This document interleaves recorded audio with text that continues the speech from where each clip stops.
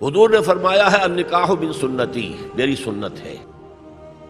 اب اگر کسی شخص کا کوئی عذر ہے، کوئی بیماری ہے، کوئی اور شے ہے جس کی وجہ سے شادی نہیں کر رہا ہے تو ٹھیک ہے، یہ کوئی جرم نہیں ہوگا۔ لیکن ایک انسٹیٹیوشن کی حیثیت سے، جیسے رہبانیت ہے، یہ عیسائی راہب ہیں، راہبات ہیں، یہ شادیاں نہیں کرتے ہیں، تو پھر جو کچھ کرتے ہیں وہ آپ کو معلوم ہے، مجھے بتانے کی ضرورت نہیں۔ آخر انسان کے اندر جو تقاضا اللہ نے رکھا ہوا ہے وہ تقاضا تو پھر انسان کو پچھاڑ دیتا ہے۔